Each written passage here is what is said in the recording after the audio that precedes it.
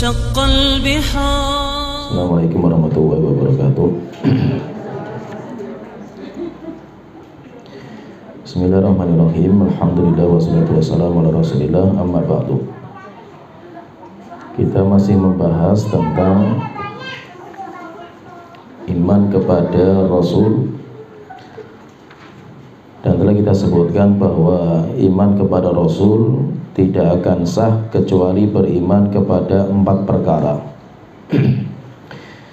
Yang pertama, beriman bahwa risalah mereka, kenabian mereka benar datang dari Allah Ta'ala. Jadi kenabian mereka dan kerasulan mereka itu sumbernya dari Allah, dan Allah nanti menyampaikan lewat perantara malaikat Jibril. Dan siapa yang mendustakan kenabian dan kerasulan satu orang nabi, maka dia seperti mendustakan semua nabi. Kemudian yang kedua, beriman kepada nama-nama mereka. Ada nabi yang namanya disebut di Al-Quran, jumlahnya 25. Ada juga yang disebutkan dalam hadis, dan kebanyakan nabi itu namanya tidak disebutkan. Demikian juga cerita-cerita pun mereka pun tidak banyak disebutkan. Maka nabi-nabi yang tidak disebutkan namanya, maka kita beriman kepada mereka, beriman kepada nama mereka secara global, bahwa setiap nabi itu pasti punya nama. Kemudian ketiga, beriman akan kabar-kabar yang mereka bawa. Dan nabi ketika datang membawa kabar-kabar yang sudah terjadi, kabar-kabar yang lampau. Demikian juga nabi itu membawa kabar-kabar yang akan datang, dan kabarnya nabi itu pasti benar, tidak mungkin meleset. Dan kita percaya akan kabar-kabar mereka, apalagi kabar-kabar tentang hari kiamat. Demikian juga termasuk tanda-tanda hari kiamat, Rasulullah mengabarkan banyak sekali. Maka kita percaya bahwa semua yang dikabarkan sama Rasulullah itu pasti terjadi.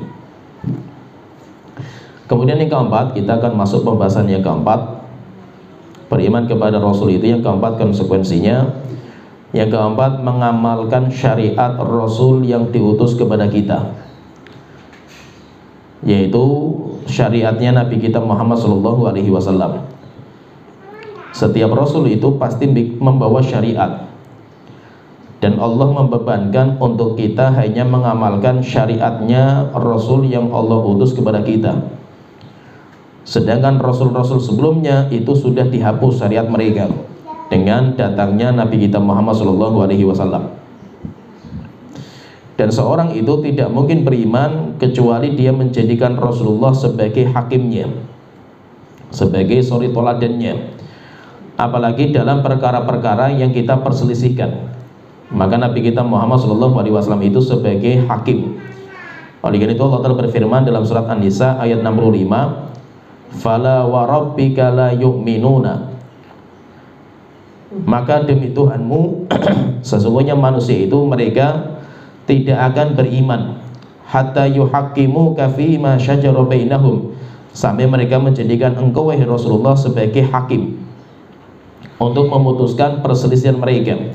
Tsumma la yajidu fi anfusihim haraja mimma qadaita, dan ketika engkau sudah memutuskan, maka mereka tidak berat hati untuk menerima putusan engkau.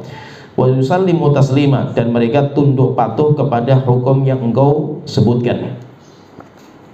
Jadi maksudnya di sini seorang muslim itu, kalau kita itu beriman kepada Rasul, maka konsekuensinya itu kita harus mengamalkan syariat Nabi yang diutus kepada kita, yaitu syariatnya Nabi Muhammad SAW. Dan syariat Nabi Muhammad secara lengkap itu nanti dimasukkan dalam kaidah namanya Al-Islam, dinamakan dengan agama Islam. Jadi agama Islam itu adalah agama yang isinya syariat secara lengkap, itu dinamakan dengan agama. Maka kalau agama Islam itu berarti syariat yang lengkap yang dibawa sama Rasulullah SAW. Itu namanya syariatnya. Walaupun Islam itu, nama Islam itu atau agama Islam itu ada dua penamaan. Ada penamaan Islam secara umum, Islam secara umum, kemudian yang kedua Islam secara khusus. Kalau Islam secara umum itu adalah syariat semua para nabi. Syariat semua para nabi itu dinamakan dengan Islam. Islam secara umum. Sehingga Nabi Ibrahim mereka pun dinamakan Muslim. Nabi Musa pun namanya Muslim. Nabi Ishak, Nabi Ismail semuanya namanya Muslim. Yaitu apa? Islam secara umum. Dinamakan Islam secara umum. Intinya apa Islam secara umum itu? Karena intinya tunduk patuh kepada syariat Allah Ta'ala. Jadi Islam itu ketundukan. Islam itu tunduk patuh. Sehingga dinamakan dengan Muslim itu orang yang tunduk patuh dengan syariat Allah Ta'ala. Itu namanya Muslim. Maka semua agama Nabi dan Rasul dinamakan Islam. Kenapa? Karena inti agama mereka itu tunduk patuh kepada Allah Ta'ala. Sedangkan Islam secara khusus, kalau Islam secara khusus itu adalah syariat yang dibawa oleh Nabi kita Muhammad. Sehingga ada perintah, ada larangan, dan itu khusus. Terkadang berbeda dengan syariat sebelum kita. Terkadang berbeda dengan syariat sebelum kita. Kalaupun berbeda, maka yang kita amalkan hanya yang ada pada Nabi Muhammad saja. Sedangkan syariat sebelum kita tidak mengamalkan, karena kita nggak dibebankan.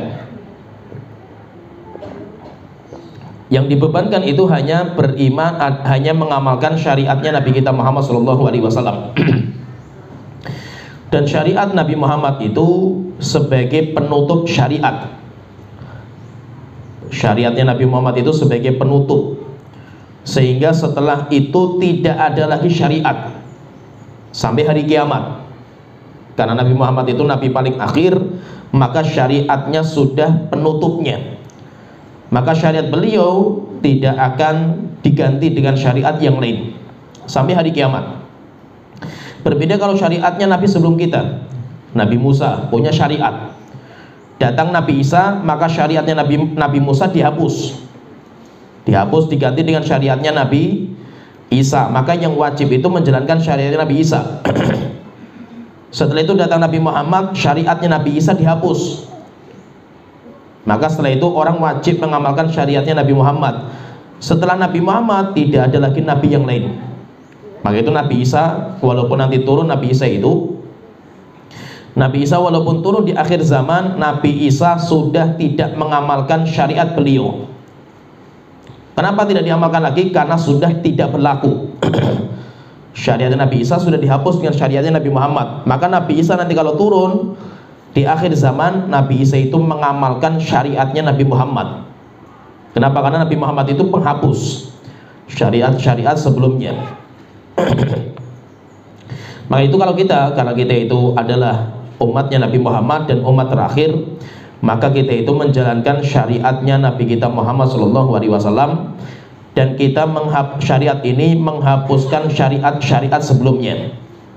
Maka kalau seandainya ada syariat nabi-nabi sebelumnya kok berbeda dengan syariat kita, maka kita hapus syariat zaman dulu, kita amalkan hanya syariat nabi kita. Oleh karena itu terkadang di dalam syariat itu berbeda. Puasanya kita berbeda dengan puasanya umat zaman dahulu. Demikian juga ada perkara-perkara yang dibolehkan, ada yang dilarang, itu berbeda dengan umat-umat sebelum kita. Terus bagaimana kita mengamalkan syariatnya Nabi Muhammad? Maka itu terkadang itu Allah Ta'ala mengatakan, misalkan wa anta jma'u bainal ukhtaini illa ma qad salaf. Tidak boleh lagi kalian itu mengumpulkan dua saudari dalam satu ikatan pernikahan. Itu syariat kita nggak boleh lagi. Walaupun sebelumnya ada. Maka Allah Ta'ala mengatakan illa ma qad salaf, kecuali itu sudah berlaku, sudah berlalu pada umat-umat sebelum kalian. Yaitu zaman dulu dibolehkan syariat itu, tapi zaman kita tidak dibolehkan. Demikian juga Allah Ta'ala mengatakan wala tankihu ma nakaha aba'ukum minan nisa'i illa ma qad salaf. Kalian jangan menikahi istri bapak kalian Yaitu misalkan kita punya bapak kita itu menikah dengan wanita, tapi itu bukan ibu kita, berarti ibu tiri kita. Kemudian bapak kita meninggal, terus boleh nggak kita itu menikah dengan istrinya bapak kita atau ibu tiri kita? Zaman dulu dibolehkan, zaman dulu dibolehkan. Tapi setelah itu Allah Ta'ala mengatakan, kalian jangan menikahi wanita yang sudah dinikahi sama bapak kalian, illa ma qad salaf, kecuali itu syariat sebelum kalian. Yaitu maksudnya apa? Zaman kita nggak boleh, zaman dulu dibolehkan. Nah, terus kalau kita mengamalkan syariatnya Nabi Muhammad, dan syariatnya Nabi Muhammad berbeda dengan syariatnya umat-umat terdahulu. Oleh itu, siapa yang dia itu beriman kepada Nabi Muhammad, maka dia itu harus mengamalkan syariat beliau. Dan ketika Nabi Muhammad itu diutus, karena beliau itu diutus kepada semua manusia, jin dan manusia, yaitu yang membedakan antara Nabi Muhammad dengan nabi-nabi sebelum kita. Kalau nabi-nabi sebelum kita itu syariatnya khusus kepada umatnya saja, tapi kalau Nabi Muhammad itu syariatnya umum kepada semua manusia dan jin. Semua manusia dan jin wajib menjalankan syariatnya Nabi Muhammad. Maka tidak boleh satu orang pun keluar dari syariatnya beliau. Orang Kristen misalkan, datang Nabi Muhammad, dia tidak menjalankan syariat Nabi Muhammad, maka dia kafir. Kenapa kafir? Karena syariat sebelum kita sudah dihapus. Kalau orang mengatakan, kan Nabi Muhammad diutus kepada orang Arab. Memang Nabi Muhammad itu orang Arab, tapi syariat beliau itu umum kepada semua jin dan manusia. Maka siapa saja, baik Arab maupun selain Arab, dia wajib untuk menjalankan syariat Nabi Muhammad. Siapa yang tidak menjalankan syariat Nabi Muhammad, maka dia kafir. Dia kafir dan dia kekal neraka jahanam. Kenapa? Karena Nabi Muhammad itu berbeda dengan nabi-nabi sebelum kita. Perbedaannya apa? Nabi sebelum kita itu diutus untuk kaumnya saja. Kaumnya saja. Dan terkadang ada satu waktu itu banyak nabi, mereka punya umat sendiri-sendiri itu. Tetapi kalau Nabi Muhammad itu diutus kepada semua jin dan manusia. Allah Ta'ala berfirman di dalam surat Saba ayat 28, wa ma arsalnaka illa kafatan linnasi basyiran wa nadhira. Tidaklah kami mengutus engkau ya Rasulullah kecuali untuk semua manusia, sebagai pemberi peringatan dan pemberi kabar gembira. Allah Ta'ala berfirman dalam surat Al-A'raf ayat 158, qul ya ayyuhan nasu inni rasulullahi ilaikum jami'an. Katakan wahai Rasulullah kepada manusia, wahai manusia, sesungguhnya aku itu adalah utusan Allah kepada kalian semuanya, baik Arab maupun selain Arabnya itu. Demikian juga Allah Ta'ala berfirman dalam surat Al-Furqan ayat ke-1, tabarakalladzi nazzala al-furqana ala abdihi. Maha suci Allah yang telah menurunkan Al-Quran kepada hambanya, yaitu kepada Nabi Muhammad, liyakuna lil alamina nadhira, sebagai pemberi peringatan bagi semua alam. Oleh itu Rasulullah SAW itu beliau diutus sebagai rahmatan lil alamin, sebagai rahmat bagi semua alam. Maka syariatnya Nabi Muhammad itu umum, mencakup ke semua jin dan manusia. Oleh itu Rasulullah SAW beliau bersabda dalam hadis Abu Hurairah dikeluarkan oleh Imam Muslim. Rasulullah SAW beliau bersabda, fuddiltu alal anbiya'i bisittin. Saya dimuliakan daripada nabi-nabi yang lain dengan 6 kemuliaan, yaitu 6 keutamaan, 6 kelebihan, di mana nabi itu nggak diberikan sama Allah Ta'ala itu. Yang pertama, u'titu jawami al-kalim. Yang pertama itu Nabi Muhammad itu dimulaikan daripada nabi-nabi yang lain. Yang pertama, saya diberikan jawami'ul kalim. Apa itu jawami'ul kalim? Itu sebuah sabda yang pendek tapi maknanya luas, dan itu hanya Nabi Muhammad. Yaitu bahwa kalimat Nabi Muhammad itu sabdanya beliau itu pendek itu, tapi maknanya luar biasa. Kemudian yang kedua kata Rasulullah, wa nusirtu birru'bi, dan saya itu dimenangkan oleh Allah dalam peperangan karena rasa takut musuh saya. Yaitu orang-orang kafir itu ketakutan. Jadi orang kafir itu diberikan ketakutan yang luar biasa kepada Nabi Muhammad, berbeda dengan nabi-nabi sebelum kita. Kalau nabi-nabi sebelum kita ada yang dibunuh, demikian juga ada yang dan yang lainnya disiksa. Kalau Nabi Muhammad itu dimenangkan. Kemudian yang ketiga, Rasulullah mengatakan wa uhillat lil ghanaim, Allah menghalalkan untukku ghanimah, rampasan perang. Rampasan perang, kalau umat-umat terdahulu itu kalau selesai perang melawan orang kafir kemudian menang, maka semua hartanya orang kafir itu dikumpulkan di lapangan. Dikumpulkan di lapangan, setelah itu berdoa kepada Allah nabinya itu untuk diterima jihadnya mereka. Kalau Allah menerima, maka Allah akan turunkan api dari atas langit. Kemudian api itu membakar semua hartanya orang kafir. Kalau apinya nggak membakar, berarti ada orang muslim yang mencuri harta orang kafir. Maka buat api, ada seorang nabi kayak gitu, sudah dikumpulkan semua harta, api sudah turun, tapi rupanya api tidak mau membakar. Setelah itu apinya itu naik lagi itu. Maka nabinya mengatakan berarti ada di antara umatku yang mengambil hartanya orang kafir. Setelah itu Allah diperiksa satu persatu. Akhirnya ada satu kabilah di mana tangan mereka itu nempel dengan Nabi itu. Maka kata Nabi itu mengatakan berarti dari kalian. Setiap kalian kumpul, saya pengen tahu siapa yang mengambil harta ini. Akhirnya dapat tangan satu persatu. Ada beberapa orang yang tangannya itu nempel. Maka Nabi itu mengatakan berarti kalian yang korupsi. Ambil harta itu, kumpulkan di sini. Setelah itu dibongkar hartanya itu, diambil simpanannya itu satu kepala sapi emas. Satu kepala ekor sapi itu, tapi emas. Ketika sudah ditaruh di situ, setelah itu Nabi itu berdoa, kemudian datang api dan membakar semuanya. Kenapa? Karena ghanimah zaman dulu itu diharamkan, tidak dibolehkan. Tapi kalau bagi umat Islam kita ini dibolehkan. Kemudian yang keempat, Rasulullah mengatakan waju'ilat lil ardu tahuran wa masjidah. Allah menjadikan tanah bagiku alat untuk bersuci, sehingga tanah bisa digunakan untuk bersuci dengan cara tayamum. Nabi terdahulu nggak boleh. Wa masjidan, dan tanah dijadikan sebagai masjid, sehingga orang sholat boleh di atas tanah. Nabi terdahulu nggak boleh. Mereka kalau sholat harus tempat ibadah. Kemudian yang kelima, Rasulullah mengatakan wa ursiltu ilal khalqi kafatan. Saya diutus kepada semua manusia. Semua manusia dan jin wajib beriman kepada saya. Kalau Nabi terdahulu tidak. Mereka diutus hanya kepada kaumnya saja. Setelah itu yang keenam, Rasulullah mengatakan wa khutima bin nabiyyun, dan kenabian itu ditutup dengan saya, sehingga tidak ada lagi nabi setelah saya. Berarti yang membedakan antara Nabi Muhammad dengan nabi-nabi sebelum kita itu, syariat Nabi Muhammad itu umum, wajib dijalankan untuk semua manusia dan untuk semua jin. Tidak ada orang yang boleh keluar dari itu.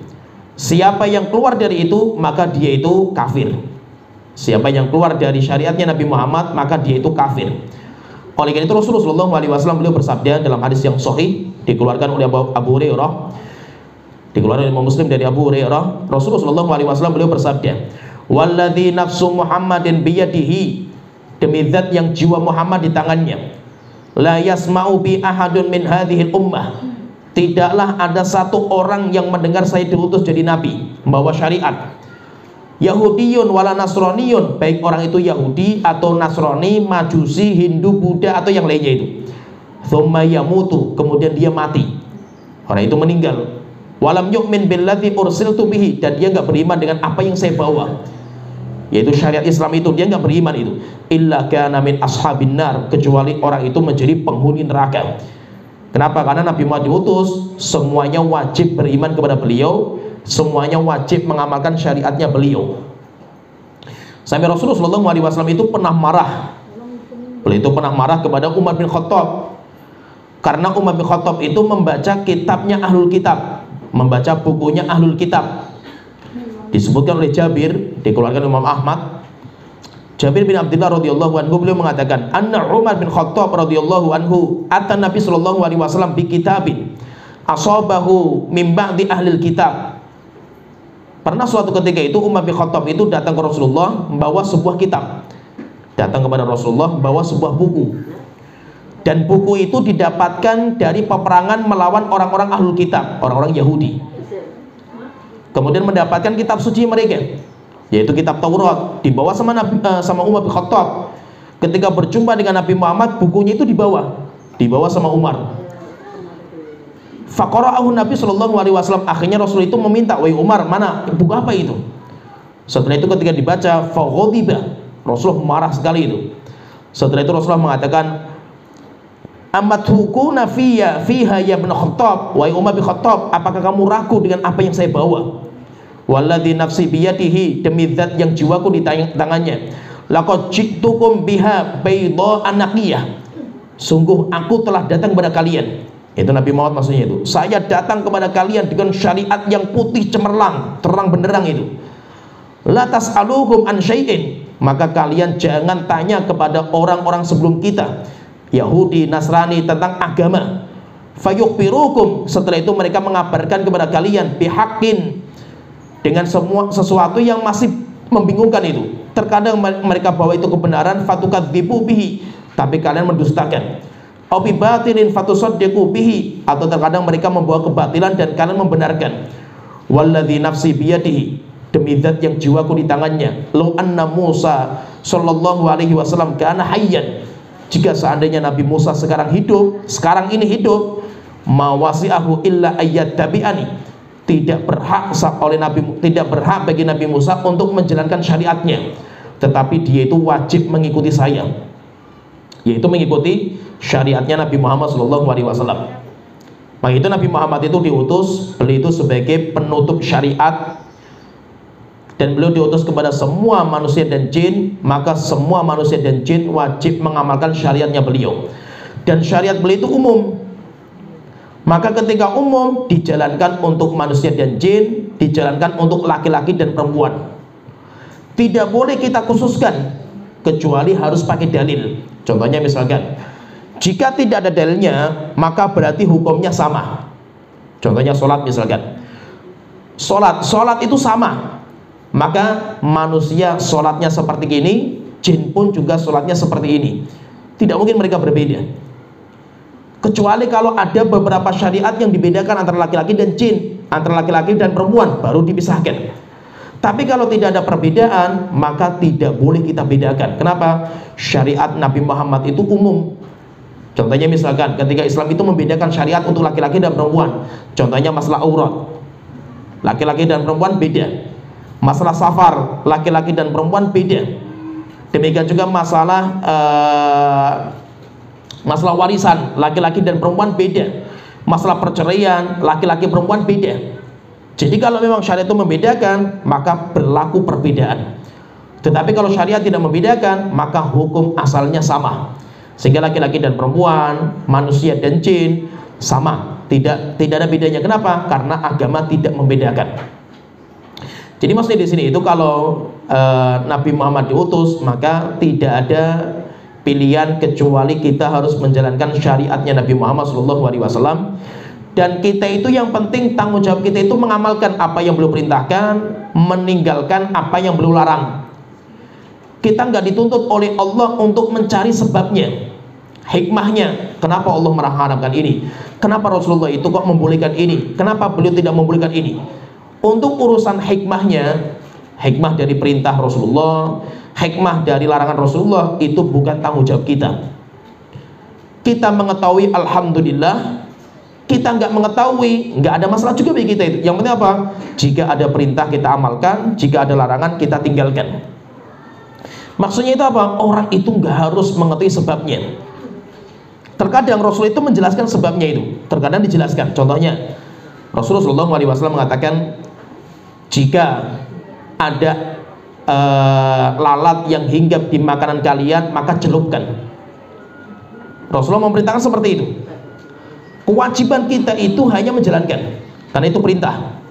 Tapi alhamdulillah Rasul itu menjelaskan. Kenapa? Alasannya apa itu? Kenapa kok lalat itu kalau hinggap itu dicelupkan itu? Maka Rasulullah menjelaskan, karena satu sayapnya membawa racun, sayap yang kedua itu membawa penawarnya. Berarti apa? Rasul itu menyebutkan alasannya. Kenapa harus seperti itu? Alasannya karena lalat itu kalau turun di makanan dan minuman itu, dia akan menyebarkan racunnya. Untuk penawarnya itu tidak akan lepas, maka dicelupkan supaya apa? Supaya dilepaskan.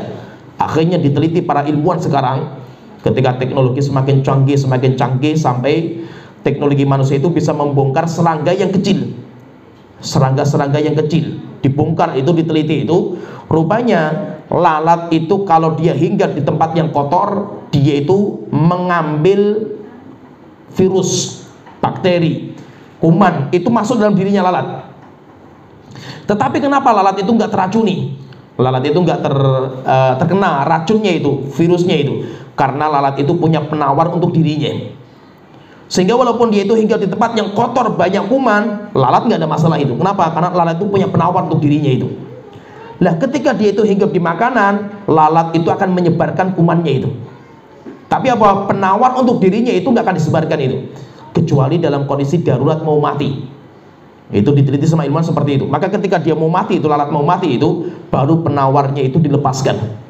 Maka itu kenapa Rasulullah SAW itu memerintahkan lalat kalau hinggap di makanan dicelupkan. Walaupun kotor, iya kotor. Walaupun kotor, tapi Rasulullah menyebutkan alasannya. Kenapa alasannya itu? Karena lalat itu kalau mau mati baru mengeluarkan penawarnya. Berarti kalau kita perhatikan di sini, berarti kenapa Rasulullah itu memerintahkan sesuatu dan Rasulullah itu menyebutkan hikmahnya. Terkadang Rasulullah itu tidak menyebutkan hikmahnya. Kalau memang tidak menyebutkan hikmahnya, maka tanggung jawab kita itu hanya mengamalkan kalau itu perintah dan meninggalkan kalau itu larangan. Masalah sebabnya apa? Itu bukan tanggung jawab kita. Contohnya misalkan gini, ada seorang yang datang kepada Aisyah, seorang wanita. Datang kepada Aisyah bertanya, "Wahai Aisyah, kenapa ya kalau wanita haid dan nifas, wanita itu nggak sholat, wanita itu nggak puasa? Tapi pertanyaan, kenapa kalau dia itu selesai haid dan nifasnya itu, wanita itu mengqadha puasa tapi tidak mengqadha sholat? Kenapa kok dibedakan itu?" Nah, ini pertanyaan wanita itu kan kenapa? Alasannya apa? Hikmahnya apa itu? Akhirnya Aisyah bertanya, "Aharuriyatun anti? Kamu itu wanita khawaridnya?" Maka dia mengatakan, "Bukan, saya bukan khawarid wahai Aisyah itu." Kenapa Aisyah mengatakan pertanyaan seperti itu? Karena khawarid itu akidah mereka, pemikiran khawarid itu, wanita yang haid dan nifas yang tidak sholat dan puasa, kalau suci wajib mengqadha sholat dan puasa. Itu kalau itu akidah khawarid. Maka Aisyah bertanya, "Kamu khawarid enggak?" Maka dia mengatakan, "Enggak, saya bukan khawarid wahai Aisyah. Cuma saya pengen tanya saja itu, kenapa kok dibedakan itu?" Akhirnya apa? Aisyah itu cerdas sekali itu. Apa jawaban Aisyah itu?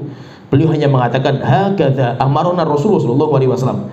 Yuk, karena memang seperti itu Rasulullah perintahkan itu. Rasulullah perintahkan kita para wanita yang haid dan nifas, yang enggak sholat dan puasa, kalau kita suci untuk mengqadha puasa dan tidak mengqadha sholat. Alasannya apa? Ya alasannya karena Rasulullah perintahkan. Lah kenapa Rasulullah perintahkan? Itu bukan urusan saya. Maksudnya itu apa? Kita itu nggak harus tahu sebabnya.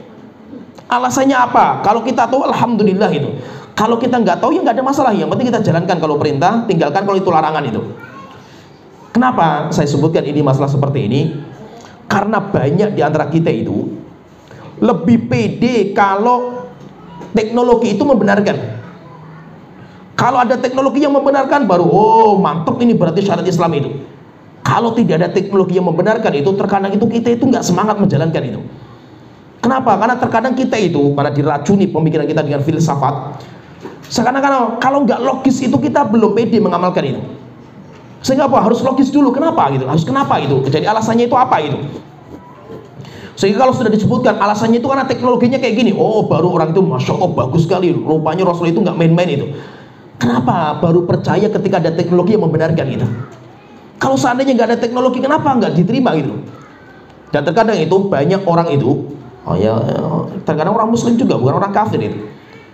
Mereka itu terkadang apa? Tidak terlalu senang dengan perintah Allah dan Rasul. Tapi mereka lebih percaya dengan hasil penemuan teknologi-teknologi yang ada. Itu lebih dipercaya sama mereka daripada apa? Kabar dari Allah dan Rasul. Maka itu kalau disebutkan dalil Al-Qur'annya, hadisnya biasa. Tapi kalau disebutkan penelitian teknologinya orang kafir, meneliti masalah ini, hasil penelitiannya kayak gini, baru luar biasa itu. Dan banyak orang itu yang modelnya seperti ini. Maka saya dapatkan itu ada orang yang tidak mau menjalankan perintah Allah dan Rasul sampai tahu alasannya itu apa itu. Saya pernah ketemu dengan orang ini cerita sama saya itu, "Ustadz, saya sampai sekarang belum sholat." Akhirnya saya tanya, "Lu kenapa nggak sholat itu?" Kata dia, "Saya itu belum mendapatkan jawaban yang logis. Kenapa sholat subuh itu 2 rakaat?" Coba bayangkan. Kenapa sholat subuh itu 2 rakaat? Saya sudah tanya ustadz bermacam-macam itu. Sudah berapa ustadz yang saya tanya itu? Saya tanya itu, kenapa sholat subuh itu 2 rakaat? Jawabannya nggak ada yang masuk akal gitu. Nggak logis jawabannya, maka saya belum pede menjalankan itu. ya. Harus jawabannya itu logis itu, masuk akal gitu. Akhirnya saya lihat orangnya ini, karena orangnya itu seperti ini, maka saya tidak menjawab dengan dalil. Kenapa? Kalau saya jawab dengan dalil nggak mempan juga, karena dia itu lebih percaya dengan logika gitu. Akhirnya saya katakan gini, oke gini Pak, kenapa kok sholat subuh itu 2 rakaat itu? Saya yang akal-akalan saja itu. Ya, gini, karena kita itu kalau baru bangun tidur itu koneknya lama gitu. Walaupun kita itu tidur istirahat, tapi orang bangun tidur itu koneknya lama sekali kan itu. Jadi loadingnya itu lama sekali gitu. Nah ketika orang loadingnya lama, kok dibebankan untuk sholat 4 rakaat, berat sekali bagi dia itu. Maka apa? Diringankan bagi orang itu, karena dia itu lagi loading, koneknya itu masih lambat. Akhirnya apa? Sholatnya 2 rakaat saja itu. Berbeda ketika zuhur, ketika asar. Zuhur, asar itu loadingnya cepat gitu. Ya, loadingnya cepat karena internetnya itu jaringannya kuat gitu. Ya, masih diri kita itu kuat sekali itu. Akhirnya akal-akalan di situ. Akhirnya baru dia ngomong, oh bener juga Ustaz, logis ini. Subhanallah, logis ini. Setelah itu apa? Saya lihat besoknya itu sholat di masjid itu. Akhirnya saya lupa, sekarang lagi sholat. Masya Allah Ustaz, jawaban Ustaz itu masuk akal itu, bagus itu. Allahu Akbar. Jadi jawaban Al-Quran hadis itu gak mempan itu. Nah itu ada orang seperti itu. Karakter orang seperti itu ada itu. Maka itu apa? Intinya itu mengetahui hikmah itu bukan tanggung jawab kita gitu. Kita itu yang penting apa? Jalankan perintah Allah, kita tinggalkan larangan Allah. Alasannya apa? Bukan urusan kita itu. Allah mengharamkan anjing, Allah mengharamkan babi itu. Kenapa alasannya itu? Apakah karena anjing itu ada ulat pita, ada cacing pita, ada macam, itu bukan urusan kita itu. Jika memang teknologi kita membongkar akan bahaya babi dan anjing, itu urusan mereka. Itu sebagai tambahan ilmu saja itu. Tapi itu bukan sebab kita mengamalkan, bukan sebab kita meninggalkan, bukan. Kita mengamalkan sesuatu karena Allah dan Rasul perintahkan. Kita meninggalkan sesuatu karena Allah dan Rasul larang. Itu kita tinggalkan. Urusan sebabnya itu kalau Allah menyebutkan alhamdulillah, kalau tidak menyebutkan pun bukan urusan kita. Tanggung jawab kita itu hanya mengamalkan kalau itu perintah, meninggalkan kalau itu larangan Allah Ta'ala.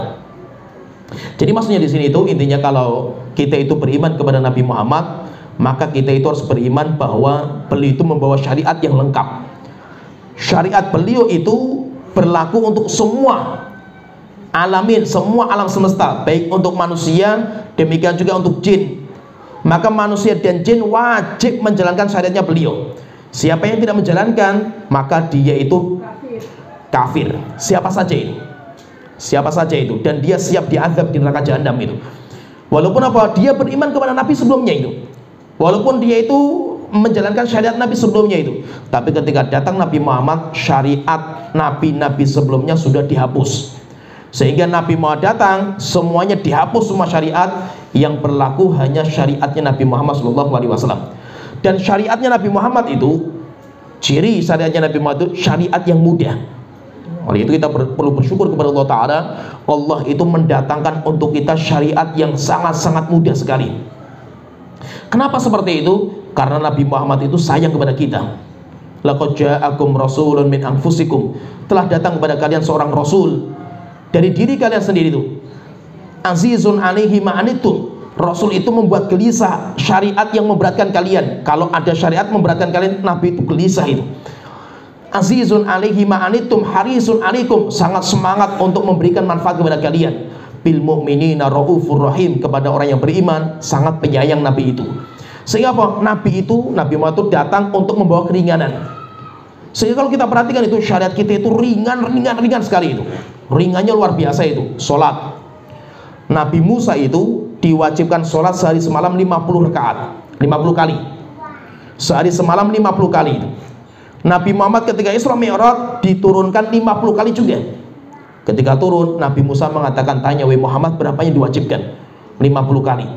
Maka Nabi Musa mengatakan, wahai Muhammad, saya itu muamalah sama Bani Israel. Bani Israel lebih semangat ibadah daripada umatmu. Itu saja nggak mampu. Nanti sana minta kepada Allah diringankan itu. Akhirnya Nabi Muhammad datang ke Allah Ta'ala, minta keringanan jadi 40. Turun sama Nabi Musa, tanya lagi berapa? 40. Minta keringanan jadi 30, 20, 10, sampai 5. 5 saja ketika turun, apa kata Nabi Musa? Wahai Muhammad, umat kamu gak akan bisa menjalankan 5 rakaat itu, 5 kali sholat sehari semalam itu. Terus bagaimana? Minta lagi sama Allah keringanan itu. Akhirnya Nabi Muhammad mengatakan, wahai Nabi Musa, saya sudah malu lagi. Sudah berapa kali saya minta keringanan itu? Akhirnya ketika Nabi Muhammad sudah tidak minta keringanan, diputuskan kewajiban sholat itu hanya 5 kali sehari semalam. Tapi Allah Ta'ala mengatakan, hiya khomsun wa hiya khomsuna. Tapi 5 kali yang kalian kerjakan, pahalanya seperti 50 kali yang dikerjakan oleh Bani Israel. 5 kali, pahalanya seperti 50 kali. Berarti apa? Diringankan. Demikian juga kalau kita lihat misalkan perbedaan syariat kita dengan umat-umat terdahulu, ringan sekali itu. Kita kalau melihat syariatnya Nabi Musa, Masya Allah, beratnya luar biasa itu. Nabi Musa itu, umatnya, kaumnya tidak boleh mancing di hari Sabtu. Tidak boleh, mancing hari Sabtu nggak boleh. Padahal hari Sabtu itu pas lagi rame-ramenya ikan. Tidak dibolehkan. Demikian juga mereka tidak boleh makan daging. Akhirnya apa? Mereka itu mengambil minyaknya. Akhirnya minyaknya diharamkan juga itu. Ketika lemaknya nggak boleh, akhirnya mereka ambil lemaknya dijual. Akhirnya apa? Diharamkan untuk jual belikan juga itu. Coba beratnya kayak apa mereka itu. Demikian juga umatnya Nabi Musa itu, mereka itu kalau istrinya haid tidak boleh satu atap dengan istrinya. Maka itu mereka punya rumah, di rumah itu, di belakang rumah itu ada kamar khusus bagi wanita yang haid, karena tidak boleh satu atap dengan wanita yang haid. Demikian juga kalau baju mereka kena najis, maka tidak boleh dicuci. Baju itu harus digunting. Harus gunting. Dan orang zaman dulu, zamannya Nabi Musa itu, kalau orang pengen bertaubat, nggak diterima taubat mereka sampai bunuh diri mereka itu. Harus membunuh diri mereka itu. Fatubu ila bari'ikum faqtul anfusakum. Bertobatlah kalian kepada Allah dan bunuhlah diri kalian. Yaitu bahwa syarat diterima taubatnya mereka itu harus bunuh diri. Taubat, setelah itu bunuh diri, baru diterima taubatnya mereka. Kita Masya Allah itu ringan sekali syariat kita itu. Beratnya apa gitu? Oleh itu alhamdulillah, diantara sifat agama kita itu agama yang sangat ringan. Ringan seperti itu saja itu, kalau kita nggak mampu mengerjakan, ada keringan lagi itu. Sholat 5 kali sehari semalam, wajib berdiri. Kalau kita nggak mampu, ada keringanan duduk. Kita nggak mampu, ada keringanan untuk berbaring. Puasa, kita nggak mampu puasa karena kita sakit atau safar, diberikan keringanan untuk membatalkan. Berarti apa? Ringannya luar biasa itu. Kalau yang ringan saja kita nggak bisa menjalankan, terus bagaimana nanti kita, tanggung jawab kita di hari kiamat. Dan Masya Allah itu hebatnya syariat kita, umat kita itu, apa yang dibawa sama Nabi Muhammad itu. Nabi Muhammad itu membawa syariat yang ringan, tapi pahalanya luar biasa banyaknya. Nah itu, kita itu, umat terakhir itu diberikan hadiah sama Allah itu berlipat-lipat hadiah kita itu. Apa itu hadiahnya itu? Pelipatan ganda amal. Sehingga satu amalan kayak umat-umat terdahulu kita itu, tapi ada pelipatan-pelipatan yang gak terhingga. Itu yang membedakan kita dengan umat-umat terdahulu itu. Contohnya misalkan ada waktu, ada tempat, ada kondisi di mana orang yang beramal soleh di tempat, waktu, kondisi itu, amalnya akan dilipat gandakan oleh Allah Ta'ala. Contohnya misalkan waktu malam Lailatul Qadar, satu malam saja itu, satu malam Lailatul Qadar itu, Allah Ta'ala mengatakan khairun min alfi syahr, lebih baik daripada 1000 bulan. 1000 bulan 83 tahun lebih. 83 tahun lebih itu. Maka kalau seandainya kita itu mendapatkan 10 Lailatul Qadar, 10 Lailatul Qadar kita ibadah cuma satu malam saja itu. Berarti kalau 10 berarti cuma 10 malam. Kita ibadah 10 malam, itu lebih baik daripada kita ibadah 830 tahun. Sudah hampir kesaing itu, Nabi Nuh itu sudah hampir kesaing itu. Kalau kita itu mendapatkan 20 Lailatul Qadar, 20 malam kita mendapatkan malam Lailatul Qadar, Nabi Nuh yang umurnya 950 tahun nggak ada apa-apanya itu. Padahal Nabi Nuh umurnya 950 tahun, kita umurnya cuma sebentar itu. Tapi amal kita luar biasa. Sholat misalkan, sholat di Masjidil Haram, Masjidil Nabawi, Masjidil Aqsa. Orang satu rakaat sholat di Masjidil Haram lebih utama daripada 100.000 rakaat di masjid yang lainnya. Tempat. Siapa yang sholat di satu rakaat di Masjid Nabawi seperti 1000. Yang di Masjid Aqsa seperti 100. Demikian juga kondisi, yaitu kondisi orang itu. Pelipatan gandanya luar biasa karena kondisi dia itu. Orang yang adil dalam kondisi dia jadi pemimpin, pahalanya berlipat-lipat. Seorang pemuda yang dia bisa menghabiskan masa mudanya untuk ibadah, pahalanya berlipat-lipat itu. Nah itu apa? Terkadang yang diberikan kebaikan untuk syariat Nabi Muhammad itu, syariat Nabi Muhammad itu ringan. Maka kita perlu bersyukur kepada Allah Ta'ala, kita itu dijadikan sebagai umatnya Nabi Muhammad. Kenapa? Karena kita itu mendapatkan syariat yang ringan. Jadi intinya kalau Nabi Muhammad diutus, beliau membawa syariat, maka tidak boleh satu orang pun keluar dari syariat Nabi Muhammad. Dan siapa yang menganggap ada orang yang boleh keluar dari syariatnya Nabi Muhammad karena punya derajat tertentu, maka kata para ulama, maka dia kafir. Orang itu kafir karena itu termasuk pembatal keislaman. Oleh itu Muhammad bin Abdul Wahhab beliau mengatakan di dalam kitab beliau Nawaqidul Islam, pembatal keislaman, beliau mengatakan di antara pembatal keislaman itu manik takoda, siapa yang meyakini anna ba'dun nasi yasi'uhul khuruju an syariati Muhammad, ada orang yang boleh keluar dari syariatnya Nabi Muhammad, kama wasi'al Khadir al khuruju an syariati Musa, sebagaimana Khidir boleh keluar dari syariatnya Nabi Musa, fahuwa kafir, maka orang itu kafir. Orang itu kafir. Jadi tidak ada satu orang pun yang boleh keluar dari syariat Nabi Muhammad, siapa saja dia itu. Maka kalau ada orang yang meyakini ada orang yang boleh keluar dari syariat Nabi Muhammad, maka dia kafir. Dan itu siapa itu yang seperti ini?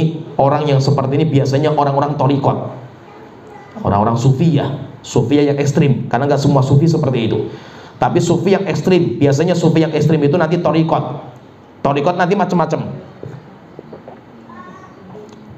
Dan thariqat itu apa sih? Thariqat itu kan jalan menuju Allah tanpa perantara Nabi, sehingga dinamakan dengan thariqat. Thariqat itu apa? Thariq, jalan.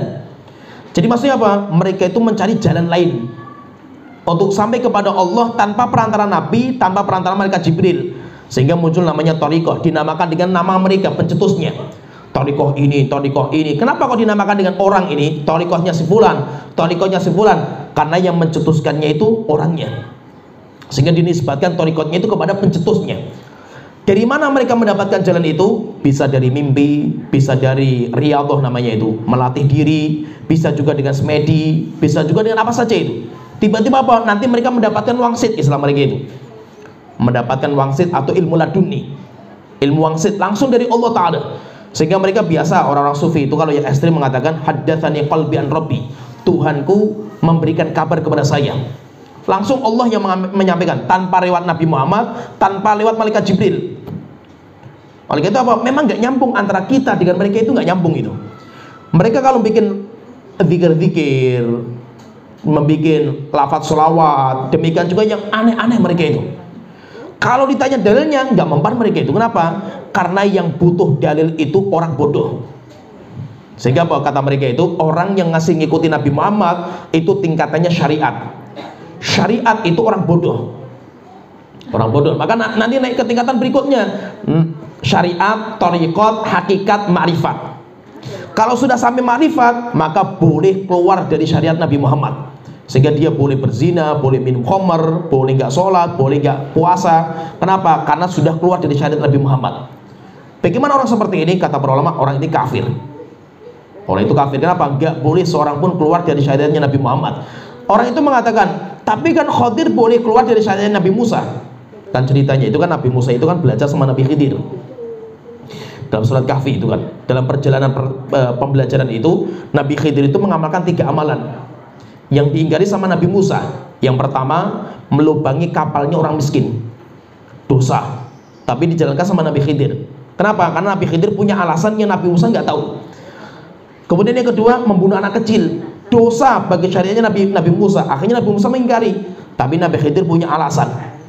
Nah kata mereka itu wali, kan Khidir itu kata mereka wali itu boleh mengamalkan sesuatu yang dosa bagi ajaran Nabi karena Nabi itu nggak tahu alasannya. Maka itu mereka membagi nanti tingkatan manusia itu.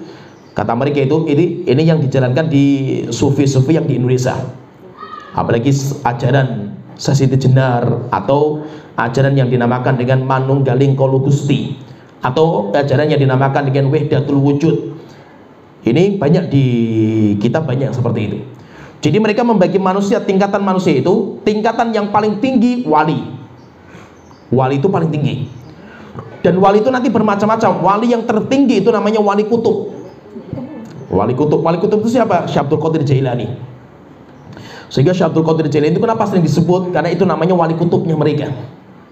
Ya. Jadi tingkatan paling tinggi itu wali. Kemudian yang kedua nabi. Kemudian yang ketiga yang paling bawah itu rasul. Oleh itu ada seorang penyair, ya mereka itu dari tokohnya mereka itu mengatakan martabatun nubuwati, tingkatan kenabian itu fuwaikir rasul, di atasnya rasul sedikit, dunal wali, di bawahnya wali. Berarti nabi itu di tengah-tengah, di atasnya rasul, di bawahnya wali. Yang paling tinggi itu wali. Sampai mereka menggambarkan itu ibaratnya kayak samudra ilmu Allah Ta'ala itu. Ini ada samudra itu. Gambarannya itu, kata mereka menggambarkan itu, kalau rasul dia itu baru melihat samudra dengan matanya, itu namanya seorang rasul. Sedangkan nabi itu orang yang siap-siap mau menyemplung itu, sudah lepas baju, sudah siap-siap mau masuk ke samudra itu. Sedangkan wali itu sudah mengarungi samudra Allah Ta'ala. Sehingga apa? Seorang wali itu mengamalkan sesuatu amalan yang bagi nabi dan rasul diingkari, tetapi bagi Allah itu ibadah. Itu kata mereka itu. Maka Khidir ketika membunuh anak, yang namanya bunuh anak di syariatnya Nabi Musa itu dosa, tapi bagi Allah Khidir itu sedang ibadah. Kenapa? Karena Khidir itu mengetahui sesuatu yang gak diketahui sama Nabi Musa. Oleh itu nanti mereka mengatakan dengan sebab cerita ini, kata mereka, maka kalau ada seorang wali itu mereka nggak sholat, mereka nggak puasa, mereka berzina, mereka minum khamar, karena memang matanya orang yang melihat itu mata syariat, seperti matanya Nabi Musa. Dia nggak tahu hakikatnya wali yang berzina itu sedang baca Quran dia itu. Hakikatnya wali yang dia itu sedang mabuk, dia itu sedang beribadah kepada Allah Ta'ala. Cuma mata kita nggak bisa melihat. Itu doktrinnya mereka itu. Maka wali itu semakin ngawur ucapannya, semakin tinggi derajat kewaliannya itu. Kalau kita apa? Anggap saja kita itu nggak nyandak pikiran kita itu, akal kita itu nggak nyandak itu. Dan itu apa? Doktrinnya mereka.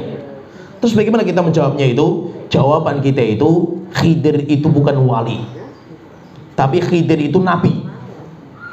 Khidir itu nabi. Kenapa dia nabi? Karena Khidir mendapatkan wahyu dari Allah Ta'ala. Kalau Khidir itu nabi, kemudian Nabi Musa juga nabi, zaman dulu syariat nabi itu berlaku hanya untuk umatnya. Sehingga apa? Nabi Musa, syariat beliau wajib diamalkan oleh umatnya Nabi Musa, tapi yang lain tidak diwajibkan. Sehingga apa? Nabi Musa punya syariat, Nabi Khidir punya syariat juga, tidak saling mewajibkan. Berbeda dengan Nabi Muhammad SAW. Karena Nabi Muhammad itu umum, diutus kepada semua makhluk. Maka ketika turun Nabi Musa, diutus sama Nabi Musa diutus, maka semuanya wajib menjalankan. Nah itu jangan sampai kita keliru memahami Khidir itu wali. Kita katakan Khidir itu nabi, sehingga sering kita katakan Nabi Khidir. Karena memang Nabi Khidir itu nabi, bukan wali. Tapi kalau mereka mengatakan enggak, Khidir itu wali. Dan wali itu mengetahui sesuatu yang enggak diketahui sama nabi. Maka kita katakan tidak. Khidir itu punya wahyu, demikian juga Nabi Musa juga punya wahyu. Dan Khidir kenapa mengamalkan seperti itu? Kan mendapatkan cerita dari Allah Ta'ala itu, berita bahwasanya nanti anak kecil ini kalau dewasa akan membuat orang tuanya kafir. Akhirnya dibunuh sama Nabi Khidir. Kenapa? Karena kekafiran lebih parah daripada pembunuhan. Sehingga apa? Sehingga Khidir itu bagi Allah sedang ibadah. Kenapa Nabi Khidir tahu seperti itu? Karena mendapatkan wahyu dari Allah Ta'ala. Sehingga Nabi Khidir itu nabi, bukan wali, tapi dia itu nabi. Jadi intinya di sini itu orang yang beriman kepada nabi dan rasul, maka konsekuensinya dia harus menjalankan syariat nabi dan rasul itu. Sedangkan kita, karena kita itu nabi kita adalah Nabi Muhammad, maka kita menjalankan syariat Nabi Muhammad. Dan syariat nabi itu pasti ada dua. Ada yang berisi perintah, ada yang berisi larangan. Kalau berisi perintah, maka kita jalankan. Kalau yang berisi larangan, maka kita tinggalkan. Baik perintahnya itu ada yang harus dijalankan, ada yang dianjurkan untuk dijalankan. Kalau yang harus itu namanya wajib, yang dianjurkan dijalankan itu namanya mustahab atau sunnah. Larangan nabi itu juga ada dua. Ada yang sifatnya keharusan, harus ditinggalkan, atau dianjurkan untuk ditinggalkan. Yang harus itu namanya wajib, yang dianjurkan untuk ditinggalkan namanya makruh. Kita seorang muslim itu selama itu perintah kita jalankan, wajib maupun sunnah. Selama itu larangan maka kita tinggalkan, wajib, haram atau makruh. Kalau kita sudah bisa seperti ini, maka kita itu menjadi wali-wali Allah Ta'ala. Karena wali Allah itu, kata Rasulullah mengatakan, wali Allah itu siapa itu? Rasulullah mengatakan itu, Allah Ta'ala berfirman, ma taqarraba ilayya abdi, tidak ada hambaku yang mendekatkan diri kepadaku dengan amalan yang paling saya cintai kecuali yang saya wajibkan, mengamalkan yang wajib. Setelah itu Allah Ta'ala mengatakan, kalau hambaku menambah dengan yang saya cintai, yang sunnah itu, pasti dia akan saya cintai itu. Kalau saya cintai, saya akan menjadi tangannya ketika dia memukul, saya akan menjadi matanya ketika dia melihat, saya akan menjadi kakinya ketika dia melangkahkan. Maksudnya apa? Akan saya perbaiki semua badannya, sehingga matanya tidak melihat kecuali yang baik, mulutnya tidak ngomong kecuali yang baik, tangannya tidak memegang kecuali yang baik. Kenapa? Karena dia sudah menjadi wali-wali Allah Ta'ala.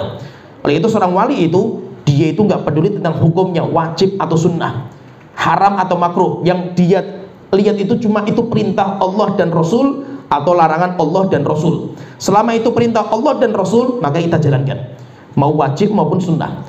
Selama itu larangan dari Rasul, Allah dan Rasul, maka kita tinggalkan, mau hukumnya haram atau hukumnya makruh. Seorang muslim itu harus seperti itu. Ya, sampai di sini pembahasan kita. Alhamdulillah kita sudah selesai pembahasan tentang iman kepada Rasul. Nanti insya Allah pembahasan berikutnya, walaupun kita panjang membahasnya itu nggak apa-apa, kita masuk berikutnya nanti iman kepada hari akhir. Dan hari akhir pembahasannya panjang. Nanti sedikit saya jelaskan di pembahasan hari akhir itu, perjalanan hari akhir itu kayak apa. Jadi kita nanti di hari akhir itu kayak apa sih perjalanan kita itu. Nanti baru kita nanti masuk ke takdir. Mungkin kalau takdir kita sedikitkan pembahasan karena rumit. Kalau terlalu panjang malah mumet nanti takdir ini. Setelah itu baru kita selesai pembahasan masalah iman. Nanti kita lanjut pembahasan kitab ini. Ya, sampai di sini pembahasan kita. Wa akhiru da'wana alhamdulillahirabbil alamin. Sallallahu alaihi Muhammad wa alihi wasallam. Assalamualaikum warahmatullahi wabarakatuh.